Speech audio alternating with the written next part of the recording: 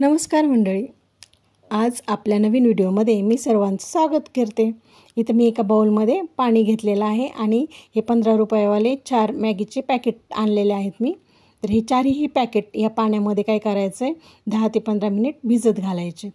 आता आपली मॅगी भिजेपर्यंत मी इथं साहित्य घेते आहे। इथं मी 4 हिरव्या लांब मिरच्या घेतलेल्या आहेत, त्या अशा उभ्या मी कापून घेते आहे। तुम्हाला हवं तर तुम्ही छोटे पण काप करू शकता त्याचे, पण मी इथं उभ्या कापून घेतलेल्या आहेत ह्या मिरच्या। आता मिरच्या कापून झाल्यात आपल्या। त्यानंतर मी इथे एक मोठा कांदा घेतला आहे। कांदा पण असा उभट कापून घ्यायचा आहे, लांब लांब असा। अशा पद्धतीने कांदा कापून घ्यायचा आहे। तुम्ही या पद्धतीने मॅगी बनवाल तर नेहमी याच पद्धतीनेच बनवत राहाल। आता नंतर मी इथं ढोबळी मिरची घेतली आहे। ढोबळी मिरची पण अशी लांब लांब अशी कापून घ्यायची, त्यातले बिया काढून घ्यायच्यात आणि मिरची कापून घ्यायची आहे। नंतर इथे मी 2 टोमॅटो घेतलेत। टोमॅटोच्या देठाकडचा भाग थोडासा काढून घ्यायचा आहे आणि टोमॅटो बी उभट असे कापून घ्यायचेत, मोठ्या मोठ्या आकारामध्ये लांब लांब अशा आकारात कापून घ्यायचं आहे टोमॅटो पण। नंतर मी इथं कढई मांडून घेतली। कढईमध्ये आपल्याला हवं तेवढं आपण तेल घ्यायचे। तेल गरम झाल्यानंतर त्यामध्ये मोहरी घालायची, जिरं घालायचे।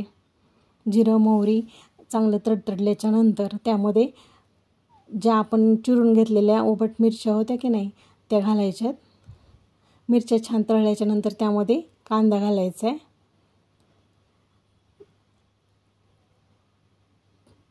कांदा घातल्यानंतर त्यामध्ये ढोबळी मिरची घालायची आहे आणि नंतर टोमॅटो पण घालायचे। हे तुम्ही पाहू शकता, हे जिन्नस कसे मी असे उभट आकारामध्ये कापून घेतलेले आहेत, कट करून घेतलेले आहेत आणि हे छानपणे परतून घ्यायचे असं। आता एवढे आपले कट करूपर्यंत मॅगी छान इथं भिजलेली आहे। आता हे आपण त्यामधलं पाणी काढून घेऊयात मॅगीमधलं। पाहू शकता कशी सुट्टी सुट्टी होती ती।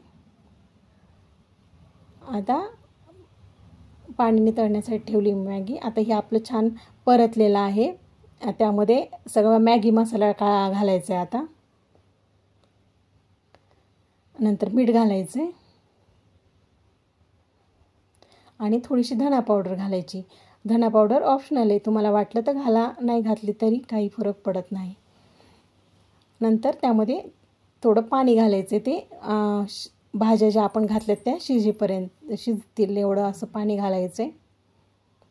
आता त्यामध्ये आपण भाज्या छान शिजल्यात, आता आपण त्यामध्ये काय करू, आपण भिजत घातलेली मॅगी घालून घेऊ।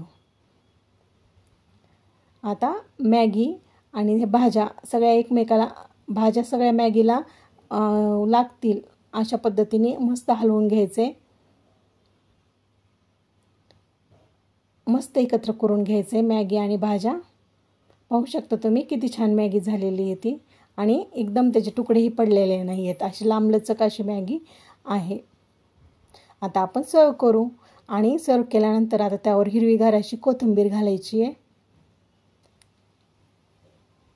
आणि आता पाहू शकता तुम्ही ही मॅगी किती छान झालेली आहे आणि चवीलाही खूप भन्नाट लागते। तुम्ही जर अशा पद्धतीने एकदम मॅगी कराल तर याच पद्धतीने करत राहाल। थँक्यू।